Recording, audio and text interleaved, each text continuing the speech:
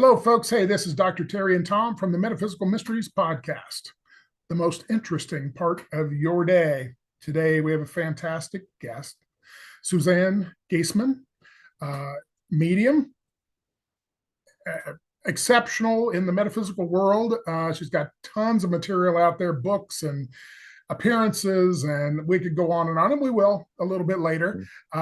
So, Suzanne, thanks so much for coming on. Well, thank you for having me on the show. I love talking to like-minded people. Well, I hope we're like-minded. I think we are. So I guess we'll start off with some simple stuff. I mean, a lot of your material is out there. People can get you on YouTube and watch tons of your stuff. You have a podcast you're on, The Awakened Way. Is that correct? That's right. Yes. Okay. Fantastic. Would you like to give a quick abbreviated of your massive resume? I would, because it's what helps people who normally would not pay attention to talks about mediums or mediumship or talking to spirits any credence. They start to pay attention when they hear that I have not seen spirits my whole life. I spent the majority of the first half of my life as a Navy officer, retired with the rank of commander, was a commanding officer, aide to the special assistant to the head of the Navy, the chief of naval operations, and then aide to the chairman of the Joint Chiefs of Staff. I've flown on Air Force One, flown around the world meeting kings and queens with the chairman. I was in the last aircraft in U.S. airspace on 9/11. So people hear that story and they say, what? And now you talk to spirits? And yes, I do. That came about after the death of my stepdaughter, who was a sergeant in the Marines. She was crossing the flight line at her base, reporting to duty, and a bolt of lightning struck her and killed her along with her unborn baby.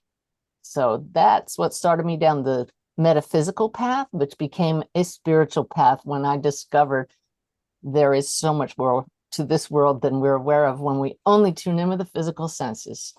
So that's it. That's it in a nutshell. And for the listeners out there, there is a ton more.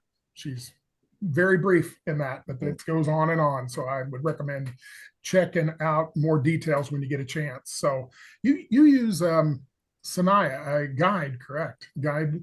So you do consider that an individual or like a group consciousness? How do you? I call them, it is a group consciousness. I call them guides, plural. Okay. Sanaya came to me in 2010 on my birthday while I was meditating. I had already made my main spirit guide's acquaintance with evidence from that guide that he was really talking to me. That's the thing, Terry. I don't talk about anything unless I've had with let me rephrase that.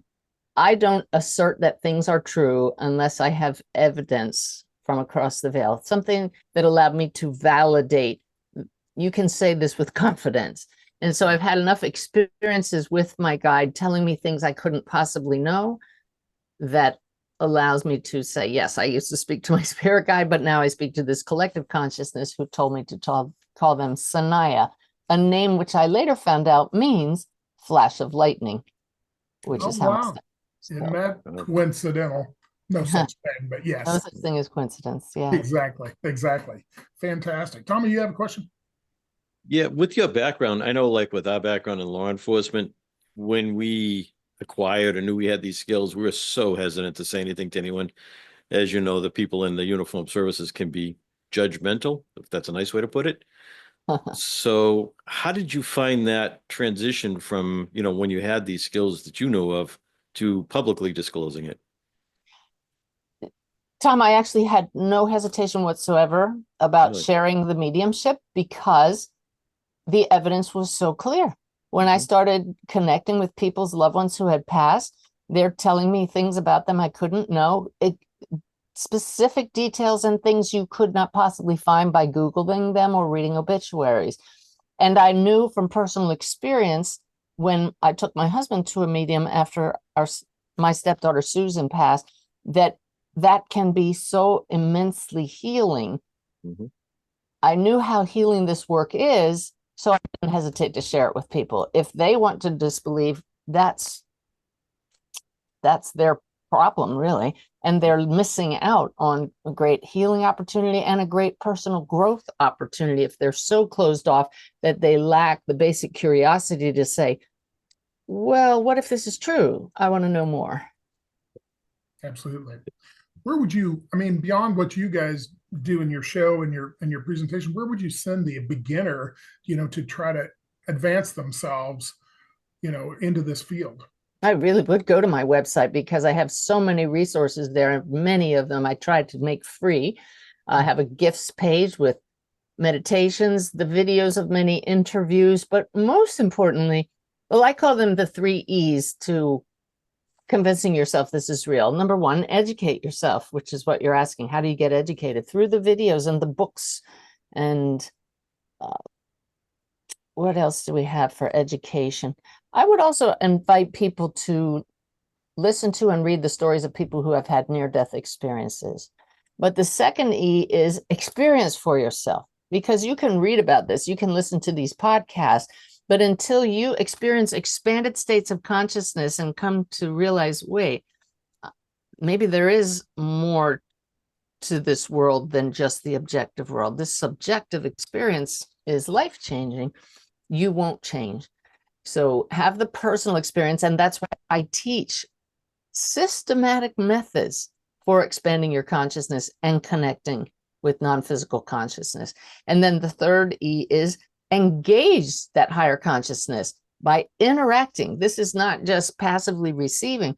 You can have two-way conversations and ask for validation, ask for evidence. And because there is higher consciousness that wants us to know it exists, those beings who are sentient, creative, humorous, clever, will give you signs and validation. Absolutely. Yeah, I always find it fascinating, the information you do get from, because I do similar stuff from time to time, and people are just amazed, when it's evidentiary in nature. And of course, from a law enforcement perspective, evidence that follow the yellow brick road, get to the end, don't assume anything, just get there and put it all together, and then it makes sense at that particular point. That's right. And we would love to be able to replicate the kind of evidence that we get, but that's science that needs that. In a court of law, which you would understand, we need the preponderance of the evidence. There are certain judiciary standards, and mediumship bypasses the minimum standards. If you have a good evidence-based medium who really emphasizes that and demands it from those in the spirit, they'll give it to us. Oh yeah. I mean, I get calls all the time from people who are mediums, and they say, hey, a missing person, a child is missing or whatever. What do I do with this information? How do I get it across? And, I always tell them, I said, listen, you need to really kind of develop a relationship with law enforcement ahead of time. Because if you just come meandering in and say, hey, I'm a medium and I got this information, they're going to, first off, probably think you're a quack. That's number one. Number two, then they're going to think, okay, if you have all this information, you're probably involved in it. And so they're going to have to clear that first. But if you've developed a relationship with some detectives and some of the various agencies, even if you reach across other agencies, you can say, call back to my home agency. They'll tell you who I am and they'll vouch for me. That's where people who have these skill sets can really be helpful in a law enforcement perspective. And we cannot use it in court, but what we can do is go there and then validate the stuff hands-on and maybe bring us down that road quite a bit further about finding someone or putting the right person behind bars that needs to, be accounted for. So I think it's fascinating. And I was asked by a university professor to come, and I'll leave the university out of it, but to come and talk to the criminal justice people to at least tell them what mediumship psychic stuff is and what it isn't. And it's a tool. It's not all your tools. It's certainly a tool that you could use and so forth. So the fact that that phone call was even made or the inquiry was even made is a sign to me that we're starting to expand out. Because as you know, military law enforcement, they're pretty hard-headed about a lot of things, and that's a prove it to me kind of community. But they're reaching out. I think the work you've done, the work others are doing, is really raising that awareness to the point where they're going, well, I need to check into this. I hope they do. And in fact, a book of mine that came out in this past year is called Mediumship, and it is one of those books that answers all of those. What is it? How does it work? Why do we use it? All the questions, and then give some tools that shows how to develop that, if only for your own personal interest and connection with loved ones. Yeah. The military has a long history of using remote viewing, things of Oh, that yes. nature. Yep. You would know that, I'm sure, advised. And for those that don't understand what that is, back in I think it was the 70s that they began that program, and where they would take people and train them to be able to view into other places on Earth and eventually actually off planet. And then they had to validate them. They had to be at a certain percentage. I want to say 85% accurate. And they would do cross coast. Somebody be on the East Coast looking at a room in the West Coast and having to describe it, and that sort of thing. So it's not that this is unknown and it hasn't been used. It's that it's not really been out in the public to the extent that it currently is now. And if you look back at the year 1990 or something like that, this conversation wouldn't even be happening. And the number of people that listen to these kind of programs, such as you have, it just wouldn't even exist. I'm really grateful to have these skills now at a time when people are open to it. I know it's not an accident, like you said. Yeah, absolutely. Tommy? When did you first realize you had these skills? What was that like for you when you realized that you had these abilities? Well, there's a documentary on YouTube and Amazon Prime called Messages of Hope. So if people Google my name, Suzanne Giesemann, Messages of Hope, or on YouTube, they will find that and see a recreation of the moment when I realized I could do it too. I was just thinking that I wanted to write a book about mediumship after having a reading when our Susan came through that changed our lives. I wanted to let people know this is real. Our loved ones really are here. And if you get a good medium, you can communicate with them. And in writing the book about a medium, Janet Nohavec, who has since passed, she invited me to attend one of her classes on mediumship so that I could see how she teaches. But she also told me that I would have an experience in the class. I thought she meant maybe I'd hear from my stepdaughter. As she was going through the different processes that she taught, I thought, oh, how fascinating. You mean you tell the spirit world, I want to know how you passed, what kind of work you did, what you were like, that kind of thing. They'll give it to you every time. Wow, how cool is that? And suddenly Janet says, Suzanne, come up here and bring through a spirit. I was just sitting in the back taking notes about her. You gentlemen would understand that with our background, you don't say, no, that's okay, I don't want to do it. You just step up to the plate and you say, okay, can do, even though I didn't think I could do that. Exactly. But you're not going to just slip out the back door. So I stood in front of the room and with these students looking at me and I thought, well, what am I supposed to do? And she said, well, what do you sense, male or female? And I went through this, brought up, there's a man here who passed of cancer in his 70s and he was an engineer. And this woman in the room raised her hand and said, my dad passed at 70 of cancer and he was an engineer. And I just thought, okay, what are the chances of that? I'm trying to think of statistically, could I have made that up? Because this was my very first connection and I didn't feel a presence. I didn't see a presence, but I was seeing images. I described the way he looked, which is unusual because to this day, I usually don't see their faces, but I saw this full head of hair.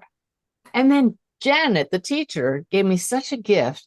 She said, yeah, and your dad collected ball caps and his birthday was March 31st. I'm not sure if that's the exact date. And the girl said, yeah, that's right. And I'm thinking, you mean he really is here? And Janet said, get me some more. And the moment of truth for me was when I said, well, I'm hearing the nickname Twinkle Toes, and he's showing me a pair of patent leather shoes.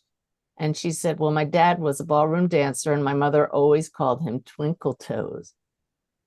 And that was the moment when I thought, oh my gosh, if I could bring comfort and healing to someone the way that other medium helped our family bringing Susan through, I'm all in.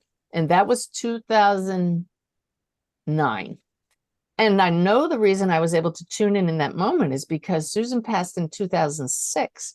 And that very week, I started meditating, saying, Susan, let me sense you. Susan, come to me. Not realizing that intense focus on listening and watching for her was the training ground for that moment when Janet Nohavec said, who's here? And I just knew how to quiet that monkey mind and focus.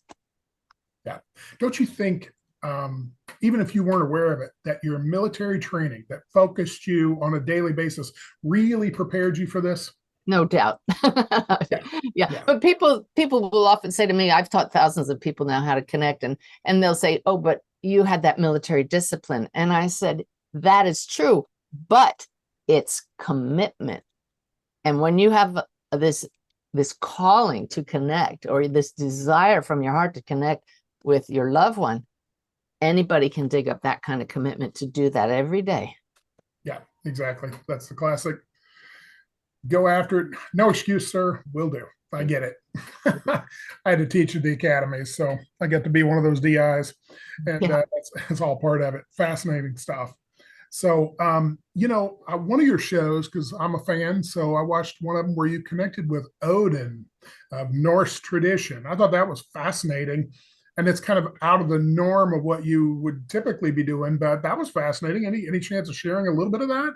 I just wrote that story up in a book that'll be out next year called Now You're Listening. And I don't think I brought up Odin in any of my other books, but imagine the surprise to be visited by a man who I actually saw his face. He looked very grizzled. He had a long white beard, long white hair. And I said, who are you? And he said, Odin, very powerful presence. And I said, okay, you know how I work. I want evidence. Tell me all about you. And I always meditate with a clipboard and paper. And I started writing down things he was telling me. But guys, he was clearly giving me some unusual things. He's telling me he had a flying horse. And then I felt a physical pain in my side that made me yell. It was so real in my left side. And he told me multiple other things, talked about runes, and I'm not sure of any of the other details right now, but when I Googled him afterwards, I said, oh my God, he's a mythological god. What am I doing talking to a mythological figure who, as I learned online, had a flying horse in the mythology, hung upside down from a tree for 9 days and discovered these stones that became the origin of runes, and was pierced in the side with a spear, exactly where I felt the pain. So I couldn't deny that I had made a connection with some aspect of consciousness, a thought form, but we were interacting in a two-way conversation, and I could feel his powerful presence. So this is the thing that I love to share with people, because it's, what good is a personal experience if it doesn't lead to teaching, right, and growth? So I went back into meditation, and I asked him to come back, and he was right there. And I said, are you real? You're a mythological figure. Are you real?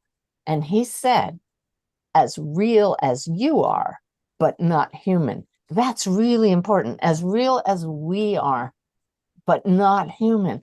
And then I said, but you're a myth. I was so confused. And without missing a beat, he replied, you are a myth. And it really caught me up short. And I thought, well, what is a myth? It's a story, a narrative that conveys meaning. And that's what all of us are. We're souls, aspects of consciousness, thought forms, enacting, living out stories. It doesn't mean we're not real. So he went on to teach me that anything that can be experienced in awareness is real and carries information and growth and learning, which was just so mind expanding. And we've had other conversations over the years, and it really taught me to look at the fact that people can say, oh, that's not real.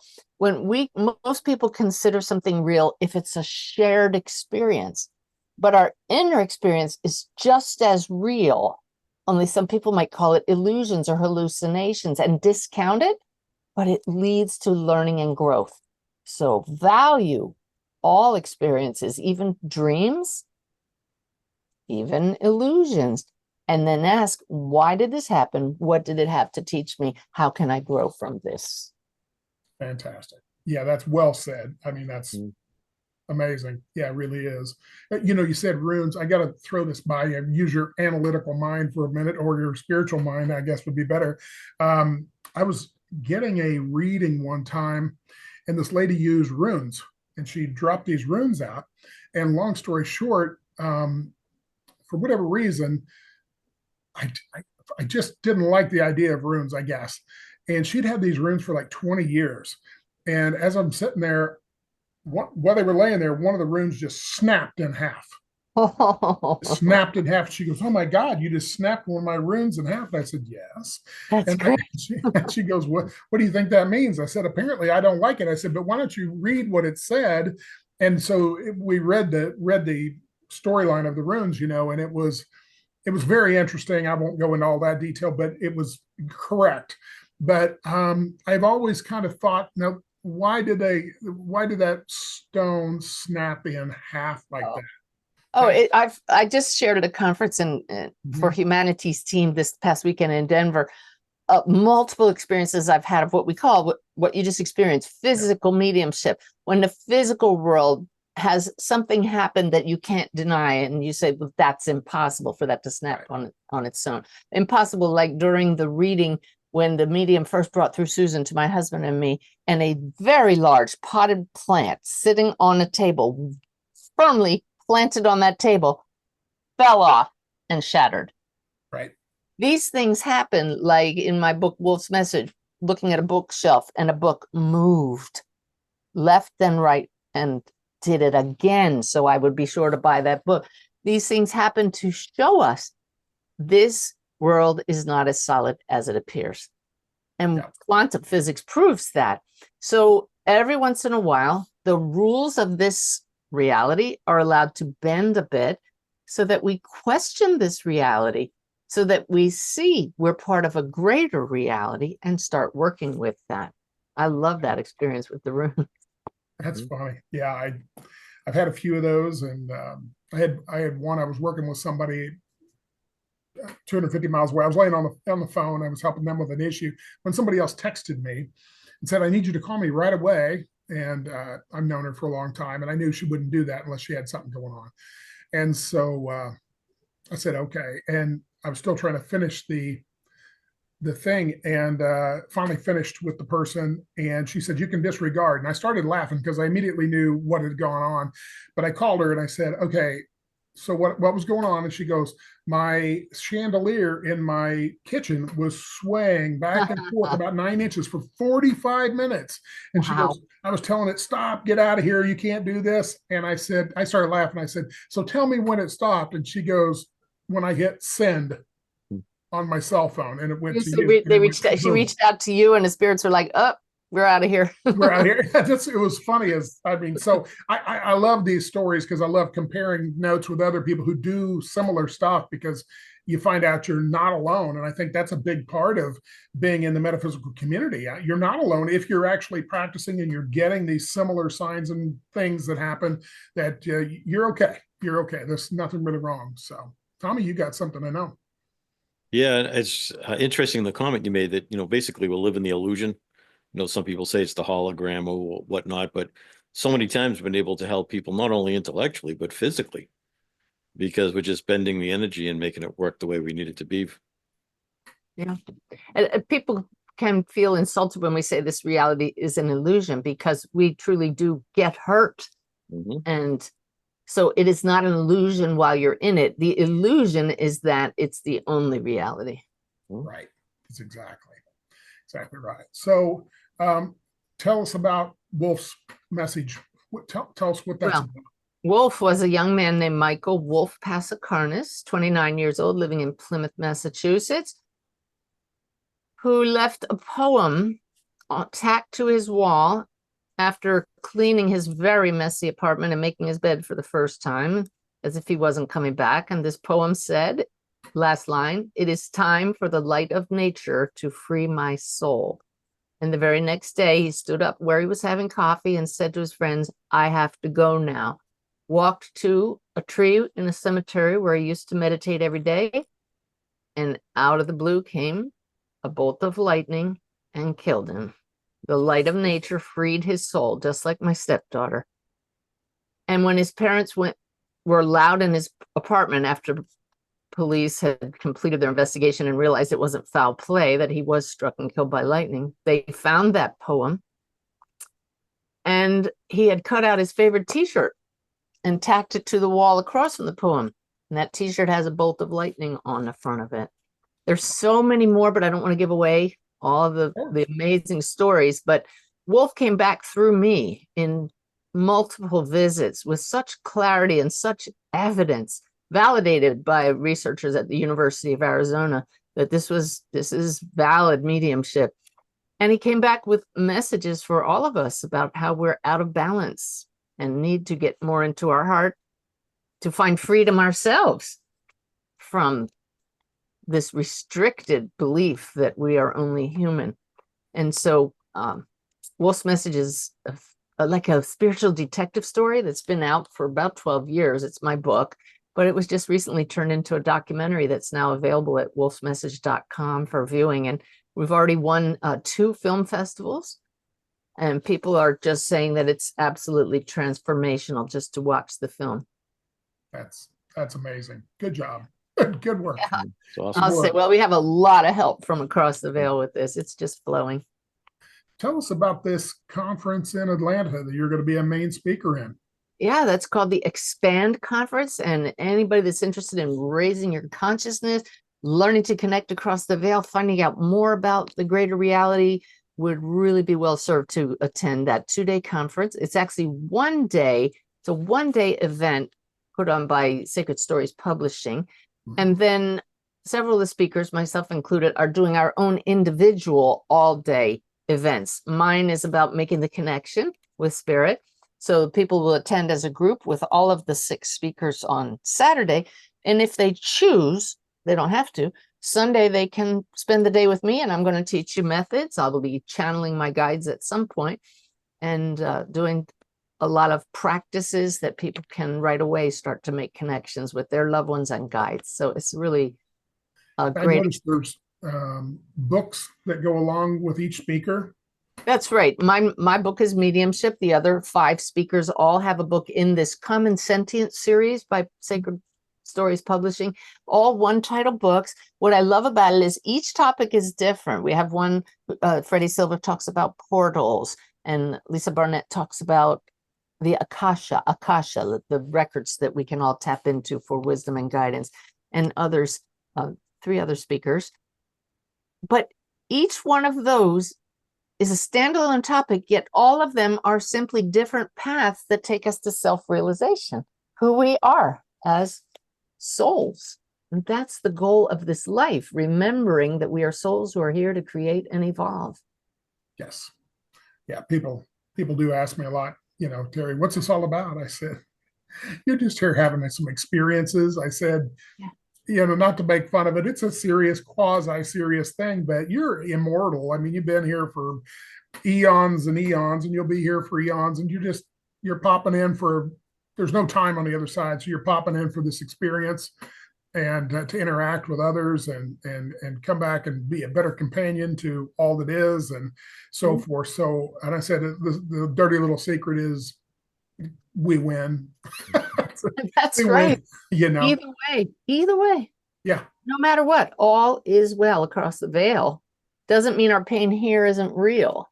Right. But we're here to, I have an app, a free app. It's called Awakened Way. You can find it on any kind of smartphone, Awakened Way app. And we get daily messages from Sanaya. Every day I post them. There are over 6,000 messages with an inspire button where you can ask, what's the best message for me now? In addition to the main message that day. But today's was all about that we're here to become master surfers. The waves can swamp us at times, but we get back on that board and we say, okay, here comes another wave. How's it going to go? It's all about the fact that life is about flow and change. When you resist that, you get knocked off the board. If you just flow with it, you're learning mastery, and that's fun. Not always fun, when you get hit in the head with the board, right? But there's always another wave. Yeah. Well, we're going to start to wrap this up. And Tom, you got any final questions or anything? I think the one I have is, you've been doing this for so long and have had many experiences. What would you say is the most rewarding or memorable experience you've had doing this work?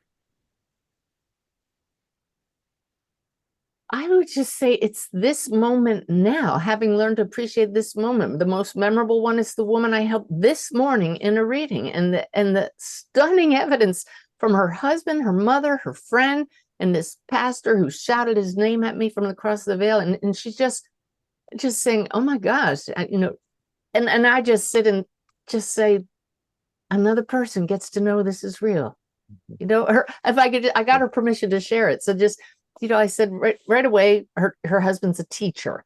And then near the end of the reading, I said, your husband, I feel like I'm him and I'm sitting in the car and my hands are firmly on the wheel. And this man, it was so important to him to drive that car well and perfectly.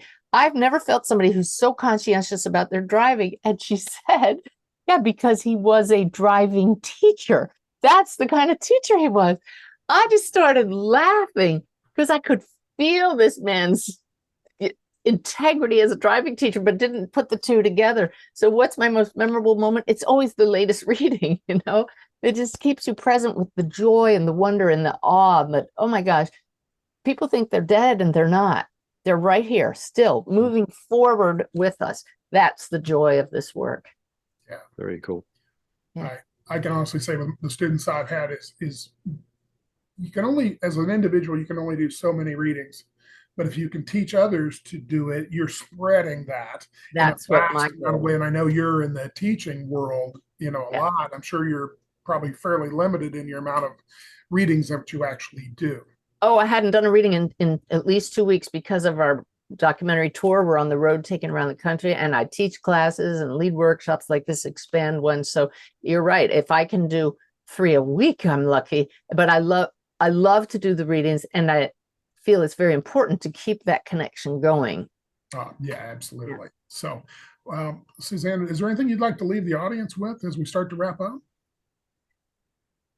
Yes. Okay. That we feel we're separate and we suffer.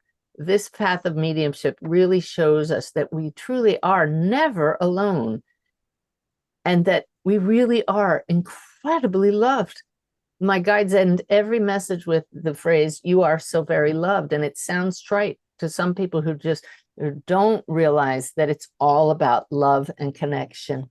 I teach a way of living called The Awakened Way. My book with Hay House called The Awakened Way gives the foundations to understand who we are and find out why we're so loved, and so many practical tools.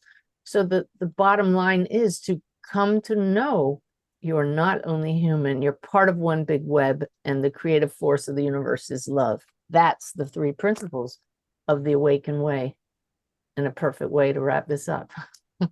Fantastic. Gotta love that. Well, fantastic. Thanks so much for being here today. And for all of us here at the Metaphysical Mysteries Podcast, we thank you all for being here, and we will be back soon with another fantastic guest. Remember to look up Suzanne's stuff. Google it. It's all over the place. And if you get a chance to head down to Atlanta, by all means, get on a plane or get in your car and make it happen. So we will talk to you all soon. Thanks.